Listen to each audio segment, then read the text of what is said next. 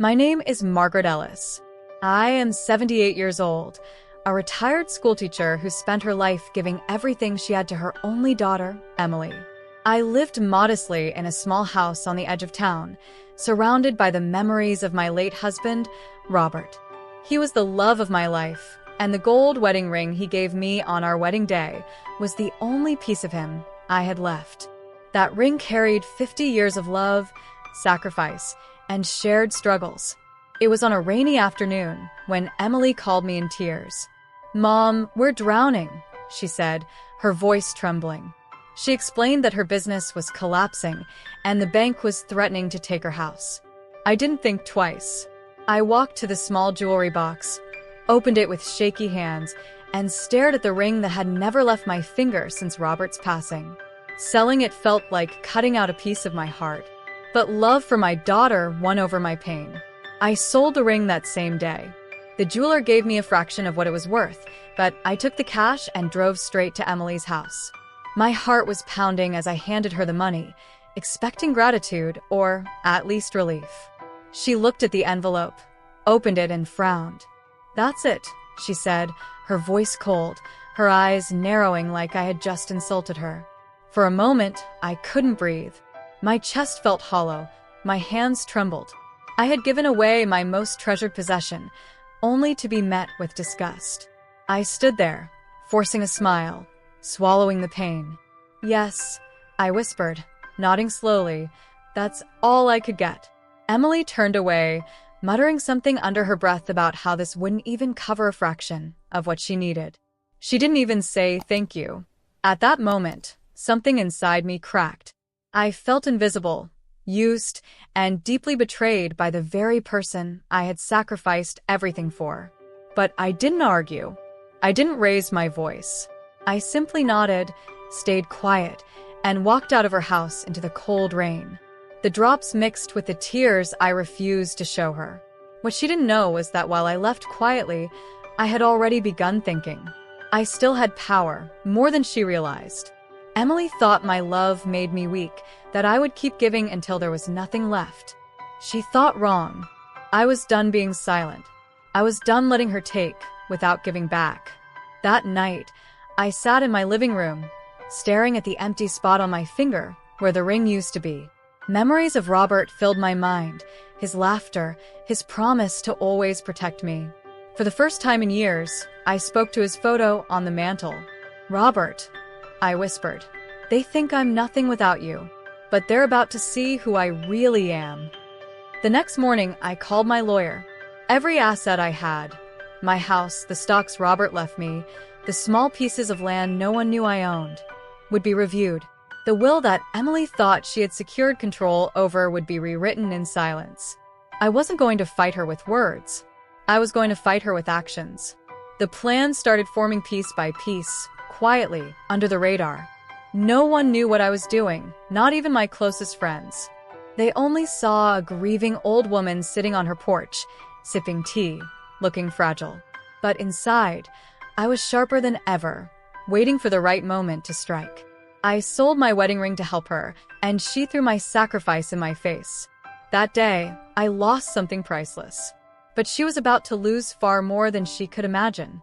When Emily called me 2 days later, demanding to know why I hadn't transferred more money, I only smiled. "You'll see soon enough," I told her softly. She laughed, mocking me. "You? What can you possibly do, Mom?" What she didn't know was that the wheels were already turning, and soon, everything she thought she owned, everything she thought she had control over, would slip right through her fingers. And that was only the beginning. Stay with me, because what happened next will leave you speechless. If you think you've seen betrayal, wait until you hear what Emily did next and how I turned it all around. Don't miss the next chapter. Like, comment, and subscribe so you don't miss how this story unfolds. 2 days later, Emily arrived at my house unannounced, her heels clicking angrily on my porch. I opened the door to see her standing there with arms crossed, eyes burning with entitlement. She didn't even greet me. Instead, she pushed past me into my living room and dropped herself on my couch. "Mom, we need more money," she said flatly, like she was asking me to pass the salt. My heart sank, but I stayed calm. Emily, I said softly, I gave you everything I could. She scoffed, leaning back. You have more. Don't play games with me. You've been sitting on that house for decades. Sell it. Sell something. You don't need all this space. You live alone. The audacity of her words cut deeper than any knife. I looked around at my home. The walls that had heard my laughter with Robert, the floors where Emily took her first steps, the kitchen where I cooked her favorite meals when she was sick. She wanted me to give that up, too? You'd throw your own mother out just to fix your mess? I asked, my voice trembling. Emily shrugged like it was nothing. It's not about throwing you out, Mom. It's about priorities. You're old. You don't need much. I have a family to take care of. You're supposed to help me. Those words echoed in my head long after she left. You're supposed to help me. No, Emily. A child is supposed to honor her mother, not strip her bare. That night, I sat in the dark, my thoughts swirling. She had become someone I didn't recognize, cold, greedy, ungrateful. But this was my fault too. I had spoiled her with my sacrifices, never letting her face the weight of her own actions. The following morning, I met with my lawyer, Mr. Benson, a kind man who had handled my affairs for years. I told him everything, every asset, every plan, every betrayal. He listened quietly, nodding as I spoke. So, you want to take her out of the will entirely? He asked. Yes, I said firmly. And not just that. I want everything secured where she can't touch it. If she's going to treat me like this, she doesn't deserve a single dime.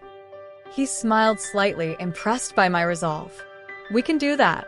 I'll draw up the papers. And we'll move your accounts to a private trust she can't access. She won't see this coming. As I signed the documents, my hands no longer trembled. For the first time since Robert died, I felt strong. The world still thought of me as a fragile old woman, but they were wrong. I wasn't fragile. I was unbreakable.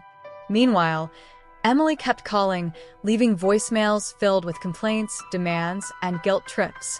She even sent me a text saying, if you really loved me, you'd help me without hesitation. I stared at that text for a long time before deleting it. Love isn't blind sacrifice. Love has limits, and she had crossed them. Days passed, and I stayed silent. Emily grew more desperate, and with desperation came rage. She showed up again, this time screaming about how I was ruining her life. But while she raged, I stayed calm, sipping my tea, smiling slightly. Mom, you're going to regret this, she spat, her voice shaking. No, Emily, I said softly, meeting her eyes with a steadiness she didn't expect. You will. That night, as the rain fell against my windows, I knew I was about to set something in motion that would change both our lives forever. She thought she was untouchable, but she was about to learn that the quietest storms hit the hardest. And just when she thought she had me cornered, I pulled the first string of my plan, a move that would leave her shocked and scrambling. What did I do? Oh, you'll see. The morning after Emily's last outburst, I stood at my kitchen window watching the sun rise, a calm determination settling over me. The papers Mr. Benson had prepared were neatly folded in my purse. With one signature, everything I owned was transferred into an irrevocable trust in my name only. Emily would no longer have access to a single cent. She thought she was playing chess with a pawn. She was about to realize she was up against the queen. Later that day, I called an old friend, Margaret Kane, who worked at the local bank. She still owed me a favor from years ago when I helped her through a hard time. I asked her to help me close and move certain accounts quietly. She agreed, her voice hushed but firm. Whatever you need, I'll make it happen, she said. That was the first move. Meanwhile, Emily believed she was tightening her grip on me. She sent her husband, Brian, to my house that evening. He came under the guise of checking on me, but his true intention was clear: convince me to liquidate more assets. You know, Mrs. Ellis, he said smugly while sipping the coffee I had offered, it would be easier for everyone if you sold the house. Emily is under a lot of stress, and this would take the weight off her shoulders. I smiled, hiding my anger. Brian, I said softly, you should be careful about carrying other people's weight. Sometimes, it can drown you before you realize it. He looked confused, but I didn't elaborate. He left with no money and a hint of fear in his eyes. The next morning, I took another step. I visited the deed office and changed the title of my house to the trust. Now, legally, the property was untouchable. I even arranged with Mr. Benson to draft a clause stating that if anything happened to me under suspicious circumstances, Emily and Brian would be permanently disinherited and investigated. While I was quietly securing my future, Emily was spiraling. She called me crying one day, laughing the next, then threatening the day after. "You're so selfish," she hissed during one call. "After everything I've done for you." I couldn't help but laugh bitterly. "After everything you've done for me?" I said. "Tell me, Emily, what exactly have you done for me?" Silence. Then a slammed phone. Each step I took gave me strength. I cleaned out my closets, sold old items for cash, and even discovered safety deposit boxes Robert had opened years ago. Inside one box was a sealed envelope containing investments I had long forgotten. The amount shocked me. This wasn't just survival money, it was power. Days later, I watched from my porch as Emily drove by slowly, glaring at my house. She had no idea that what she thought was still hers was already gone. And I was only getting started. The breaking point came during Sunday dinner at her house. She had invited me, probably to manipulate me again, and I decided to go. She served me last, giving me a cold plate of leftovers while everyone else ate hot meals. I said nothing. I simply ate in silence, each bite fueling the fire inside me. After dinner, she smirked at me and said, "That's all you brought for us last time? Just that little bit? You really don't care, do you?" I looked her dead in the eyes and nodded. Yes, that's all I had to give. She laughed cruelly, thinking she had won. But inside, I smiled, because she didn't know that while she was mocking me, I had already taken everything back. The next day, she was in for a rude awakening. What happened the next morning would turn her world upside down and leave her begging for answers. Stay with me, because what I did next will make your jaw drop. Don't miss the next chapter. Like, comment, and subscribe so you can hear how the tables finally began to turn. The following morning, I put on my favorite blue coat and walked into the bank with my head high. The manager, a young man who didn't know my history, tried to speak to me like I was fragile, like I needed guidance. I smiled politely, then handed him the legal documents Mr. Benson prepared. His expression changed as he read them. Every single account, investment, and property was being moved under my control and locked from any third-party access. Emily's name, which I had naively added to one account years ago, was removed that very moment.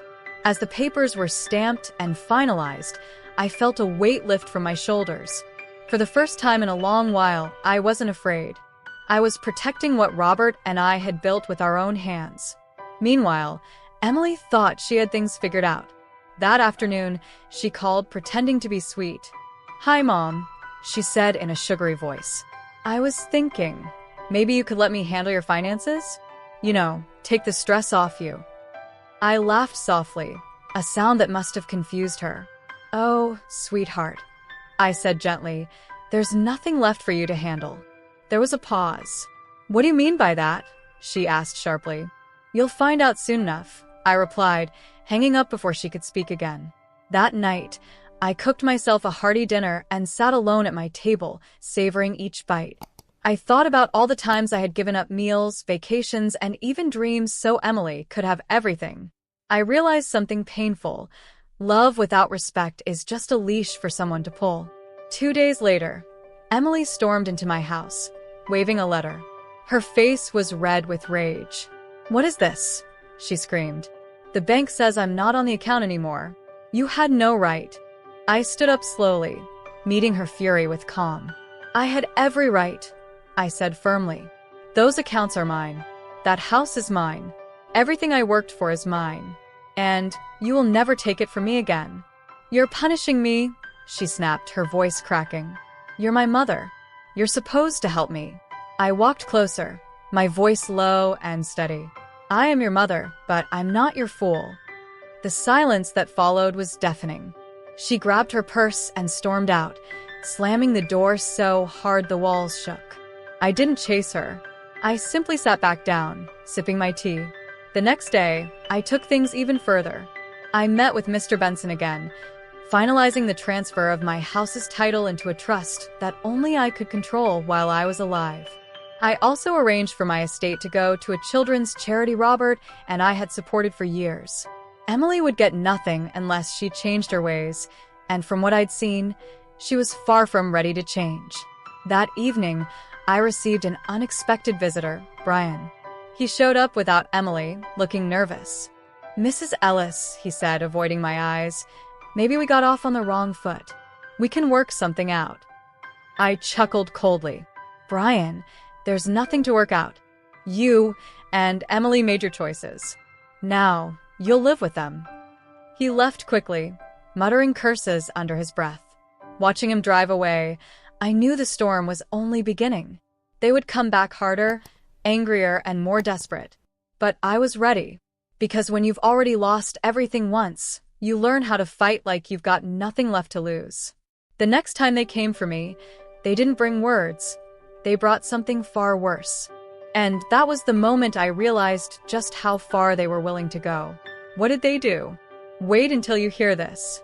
It was 3 nights later when I heard the sound. At first, I thought it was the wind brushing against the windows, but then I heard it again. Footsteps on my porch. My heart pounded, but I didn't panic. Instead, I grabbed the small flashlight I kept by my bed and crept toward the window. Peering through the blinds, I saw the unmistakable shadow of a man moving across my yard. I recognized the shape immediately. Brian. He was trying to open the side gate quietly, clearly not expecting me to be awake. My hands tightened around the flashlight, but I didn't open the door. Instead, I reached for my phone and hit the record button, then dialed the police. "There's someone trespassing on my property," I said calmly. Brian noticed the light flicker on in the house and bolted back to his car, tires screeching as he sped off into the night. The police arrived minutes later, but he was gone. I showed them the recording. They warned me to be careful. The next morning, Emily called, pretending to sound innocent. "Mom, did something happen last night? Brian said you were overreacting about something." I smiled to myself. "Overreacting?" I asked softly. "Emily, the police have the video. Next time he steps foot on my property, he'll be arrested." She fell silent. Then her voice hardened. "You're going to regret this." I hung up. The more they pushed, the stronger I became. After that incident, I installed security cameras around the house. I also had Mr. Benson draft a restraining order, just in case. While they plotted, I kept moving forward. I met with my lawyer again, strengthening the terms of my trust and adding an ironclad clause. If anything suspicious happened to me, every cent of my estate would bypass Emily and Brian entirely. But Emily wasn't done scheming. Days later, I received a call from the nursing home in town. "Mrs. Ellis," the voice said, "your daughter Emily came in asking questions about our services. She seemed to think you were moving in." My blood ran cold. She was trying to put me away to gain control of what she thought was left of my assets. That evening, she came to my house with fake sweetness. "Mom, you're getting older. Don't you think it's time you had some help? Maybe a nice home where they can take care of you?" I looked her straight in the eye. "Emily, if you ever try to force me into a home, it'll be the last mistake you make." Her smile faltered. She knew I meant it. In the days that followed, I quietly strengthened my alliances. I spoke to my neighbors, my church friends, and even the local sheriff. Everyone knew now, if anything happened to me, Emily and Brian would be the first suspects. Then, something unexpected happened. My lawyer called me in for an urgent meeting. He slid a folder across the desk. "Margaret," he said, "I found something while going through the old records. Robert left a secondary account in your name. It's been accruing interest for decades." I opened the folder and gasped. The amount was staggering. It wasn't just money, it was a fortune. Robert had hidden this as a safety net, and now it was mine to use however I wanted. That night, I sat by the fireplace, holding the document, feeling Robert's presence with me. "Thank you," I whispered. "You saved me again." Emily and Brian thought they were circling a helpless old woman. They had no idea I was holding cards they couldn't even imagine. The next time they came to my house, it wasn't to beg, it was to threaten. Emily's voice shook with anger as she shouted, "We'll take you to court, Mom.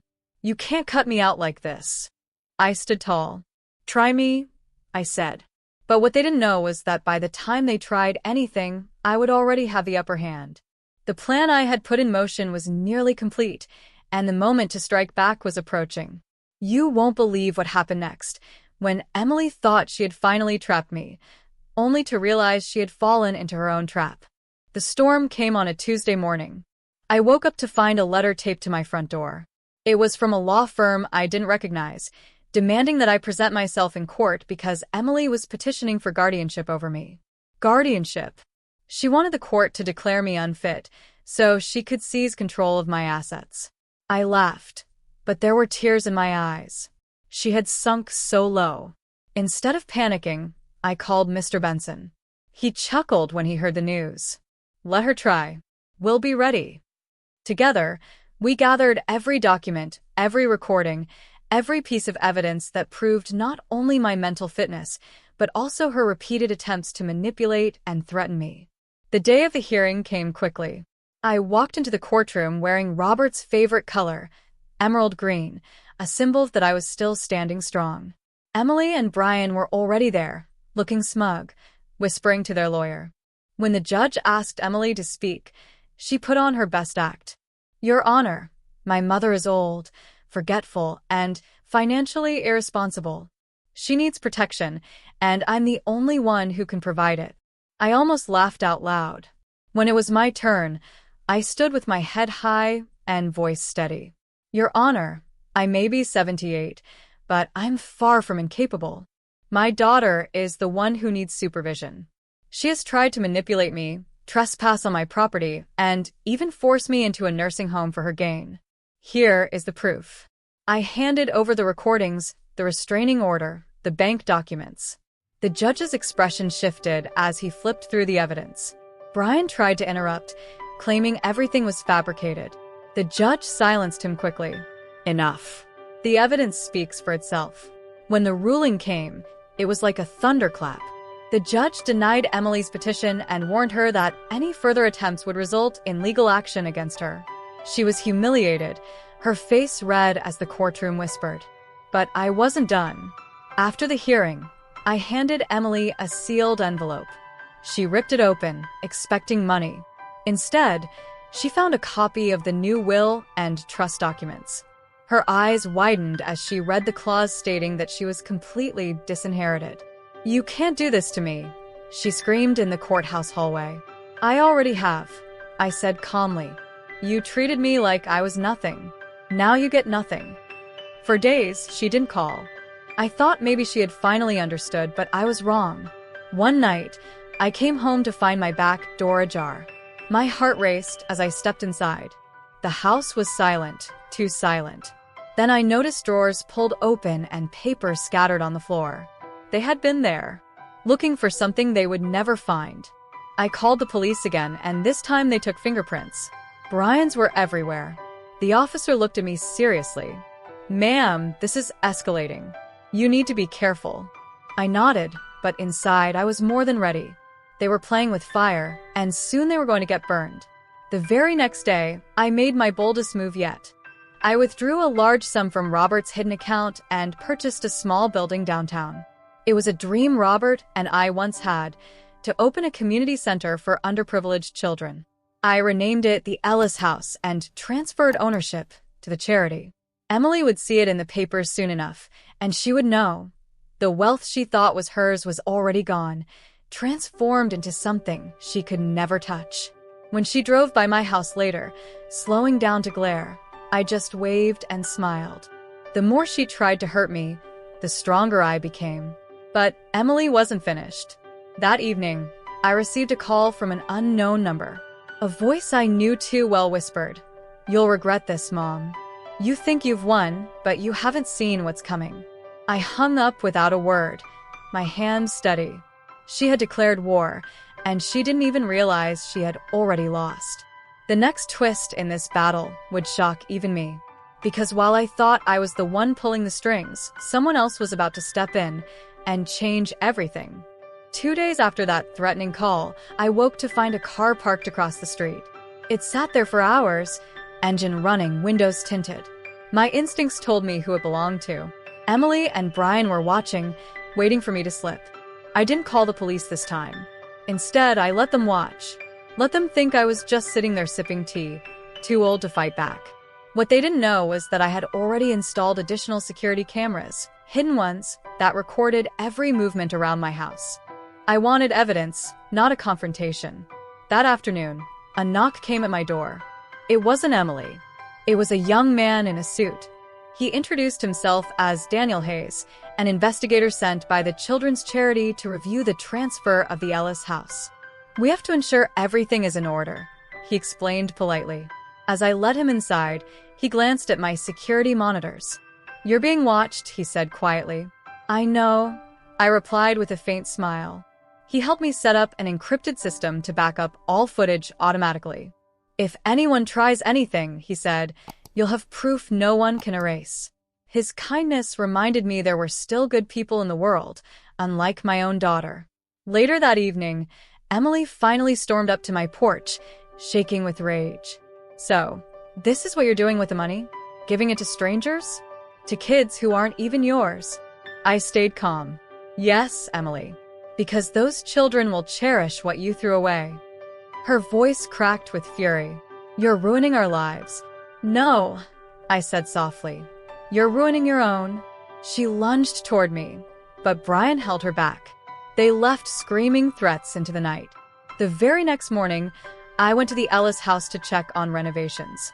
Seeing the workers painting walls, setting up classrooms, and bringing life into a building that had been empty for years filled my heart with pride. Robert would have been so proud. I felt safe there, until I noticed a black SUV circling the block. That evening, my lawyer called with urgent news. "Margaret, I received word through a contact. Emily and Brian are plotting something drastic. They've been talking about contesting everything and even hinted at getting rid of you." For a moment, the room spun. My own daughter wanted me gone that badly? I steadied myself. "Let them come," I said. "They'll find out I'm not as easy to erase as they think." That night, I didn't sleep. I sat by the window, watching the shadows dance outside. Around 2 a.m., I saw movement near my garage. I grabbed my phone and silently hit record. 2 figures, Emily and Brian, were creeping around, trying to open the side door. Before I could dial the police, my motion sensor lights blazed to life. They froze like deer caught in headlights. I stepped out onto the porch, phone in hand, camera pointed at them. "Smile," I said coldly. "You're on camera." They bolted, scrambling back into their car, tires screeching as they sped away. The next morning, I took the footage straight to the police. The officer who had warned me before looked grim. "This is enough to press charges. Do you want to proceed?" "Yes," I said without hesitation. As the officers prepared their case, I felt a strange calm. The trap had been set, and they had walked right into it. But before the law could catch up with them, Emily made one last desperate move, a move so reckless it nearly cost me everything. What did she do? You won't believe it until you hear the next chapter. Stay with me, because Chapter 8 will reveal the shocking night that changed the game completely. Like, comment, and subscribe so you don't miss the moment where everything turns upside down. Ask ChatGPT.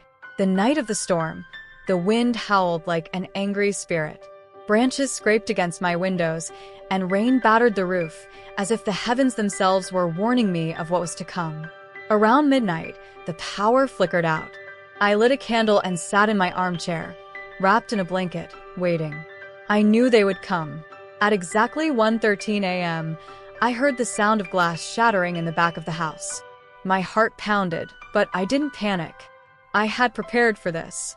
Quietly, I pressed the emergency button on the small device Daniel had installed, a direct signal to the police and my security system. Then I heard them.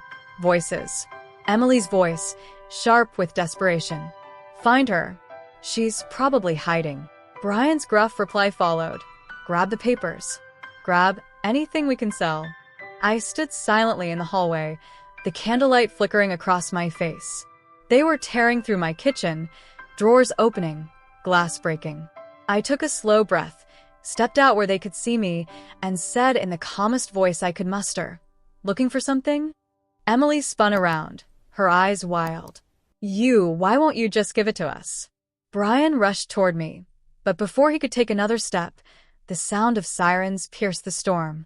Red and blue lights flooded the windows. My security system had sent the footage directly to the police in real time. Within seconds, officers stormed into the house, weapons drawn. "Hands up! Step away from her," they shouted.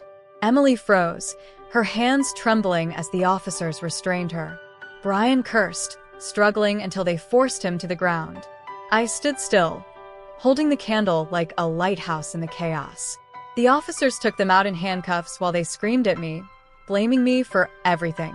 "You'll regret this," Emily yelled as they dragged her into the rain. I stepped onto the porch, letting the storm wash over me. "No, Emily," I said, my voice steady. "You'll regret this." The police stayed with me until dawn, taking statements and securing the house. One officer, the same who had warned me before, patted my shoulder. "You're stronger than most people I know," he said. The next morning, news spread quickly. The town buzzed with whispers of the break-in, the arrest, and the shocking fact that a daughter would try to rob her own mother. My phone rang nonstop with friends offering support. But I didn't celebrate. My heart was heavy. Emily was still my child, and despite everything, I loved her. But love without boundaries isn't love, it's weakness. And I wasn't weak anymore. Days later, the court issued a restraining order against both Emily and Brian. They were forbidden from coming near me or my property. The evidence was overwhelming, and the case against them was strong. I spent my days focusing on the Ellis house. The center opened with bright colors, laughter, and hope. Children who had nothing now had a place to learn and grow. Standing there on opening day, I felt Robert beside me, smiling. But the peace didn't last long. One evening, as I locked up the center, I noticed a car parked at the far end of the street. I recognized it immediately. Emily's. She was out on bail. She didn't approach, but I could see her watching me, her face pale, eyes filled with something I couldn't read. Anger, maybe, or regret. She drove away before I could move closer. That night, I couldn't sleep. Something told me this wasn't over. Emily was quiet, too quiet. And I was right. Because the next time she came back, she didn't come with Brian. She came alone, and with something that would shake me to my core. What did she bring? What could possibly be left for her to do? The air that night felt heavier than usual, as if the world itself was holding its breath. I was sitting in my living room, the fireplace glowing faintly, when I heard soft footsteps on the porch. Not the frantic stomping of someone breaking in, but slow, deliberate steps. My heart raced as I reached for my phone. Before I could dial, there was a knock, gentle, almost hesitant. I opened the door, and there she was. Emily. She stood alone, her hair disheveled, her clothes damp from the mist outside. She wasn't shouting this time. Her eyes were red, swollen, and filled with something I hadn't seen in years, tears. "Mom," she whispered, her voice breaking. "Please, can we talk?" Every part of me wanted to slam the door, but something in her face made me step aside. She walked in slowly, like a lost child. She sat on the couch where Robert used to sit, clutching a folder to her chest. "What do you want, Emily?" I asked, my voice steady. She looked down at the folder, her hands trembling. "I found something I didn't want to believe. Brian, he's been using me. He forged my signature on documents, he took out loans in my name, and he planned to take everything from both of us." Her voice cracked. "He was never with me for love. It was always about the money." She opened the folder and slid papers toward me. Bank statements, contracts, proof of Brian's betrayal. My heart ached as I read. For the first time, I saw fear, not greed, in my daughter's eyes. "I was wrong, Mom," she said, tears streaming down her cheeks. "I treated you horribly. I let him poison me against you. I don't deserve forgiveness, but I'm begging for it. I sat down slowly, my own eyes welling up. Emily, you hurt me in ways I never thought possible. You made me feel like I was nothing. She sobbed harder. I know. I'm so sorry. I didn't know how to stop. I thought taking from you was the only way to survive. The silence that followed was thick with pain and years of unspoken words. Finally, I said, "You are my daughter, and no matter what, a part of me will always love you. But love doesn't erase what you did." She nodded, wiping her eyes. "I'll accept whatever you decide. I just needed you to know the truth."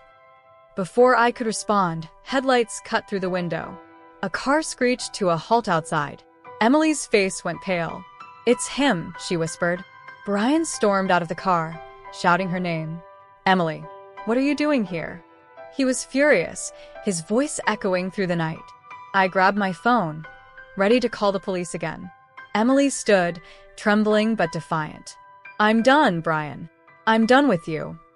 He pounded on the door, trying to force it open, but this time I was ready. "The police are on their way," I shouted through the door. "Leave now or you'll go back to jail tonight." The sound of sirens approached quickly. Daniel had set up an alert that automatically notified law enforcement when my security detected aggressive movement. Brian cursed, kicked my porch railing, and sped away just as the police arrived. Emily collapsed onto the couch, sobbing. For the first time, I held her, not as the child who betrayed me, but as the daughter who was finally breaking free from the monster she married. The officers took her statement, and this time, she cooperated fully, handing over the evidence against Brian. They promised to issue a warrant for his arrest. That night, as Emily slept in my guest room for the first time in years, I sat by the window thinking about everything that had happened. Could I truly forgive her? Could she really change? One thing was certain, the final battle wasn't just with Brian. It was with the wounds between a mother and her daughter. And the last chapter of this story would decide whether those wounds healed or became scars forever. The morning after Emily's tearful confession was strangely quiet. The sun streamed through the curtains, casting a warm glow over the room where she slept. For a moment, she looked like the little girl I once knew, the one who used to run to me with scraped knees and bright eyes. But the years of betrayal and bitterness stood between us like a shadow. I brewed coffee and sat at the table, staring at the documents she had brought. Brian's schemes were all there in black and white. Loans he had taken under her name, transactions that tied him to shady dealings. Emily wasn't innocent, but she had been manipulated and used. My heart softened just a little. Around noon, there was another knock at the door. This time, it was the police. They had caught Brian trying to cross state lines. He was in custody, facing charges not just for the break-in but for fraud and forgery as well. The officer assured me he wouldn't be a problem again. Emily cried when she heard the news, not for him, but for the years she had wasted with a man who only saw her as a tool. "I should have listened to you, Mom," she whispered. "You were right all along." I touched her hand gently. "You lost yourself for a while, Emily, but now you have a chance to find who you are again." Over the next few weeks, she stayed with me. At first, it was awkward. She didn't know how to sit in silence without guilt hanging over her. But slowly, she began helping me with the Ellis house, volunteering with the children, fixing things around the house, even cooking dinner with me. Each small act chipped away at the wall between us. The day the Ellis house had its grand opening, Emily stood beside me. Reporters asked questions, cameras flashed, and I felt Robert's presence so strongly it brought tears to my eyes. This center wasn't just a building, it was a legacy of love and resilience. When the ceremony ended, Emily pulled me aside. She handed me a small box. Inside was a simple gold band. "It's not Dad's ring," she said, her voice trembling, "but I sold my car to buy it for you. I wanted to give back something for everything you gave me." I slipped the ring on my finger, tears streaming down my face. "It's beautiful," I said softly. "Thank you, Emily." That night, as we sat on the porch watching the sunset, she asked the question that had been hanging in the air. "Do you forgive me, Mom?" I looked at her, my heart heavy but clear. Forgiveness isn't something I give all at once, Emily. It's something you'll earn every day. But tonight, we can start. For the first time in a long while, we hugged without anger or resentment between us. As for Brian, he was sentenced to several years in prison. The last letter he sent Emily went unanswered. She was done with him, done with the life he dragged her into. The Ellis house flourished, becoming a safe haven for children and families. My story spread through the town, and people called me strong, brave. But I wasn't a hero. I was just a mother who had been pushed too far, and decided to stand up. Emily still struggles with guilt, but she's learning. She works at the Ellis house full-time now, helping kids rebuild their lives as she rebuilds her own. Watching her heal is the greatest gift I could ask for. When I look back at everything, the betrayal, the threats, the pain, I realize it all taught me one thing. Love must be strong enough to say no.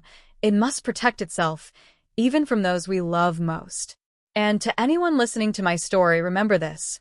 You are never too old, too weak, or too broken to take back your power. This was my story. Thank you for walking through it with me to the very end. If this story touched your heart, showed you the strength of quiet power, and reminded you to never give up, like, comment, and subscribe. Your story matters too.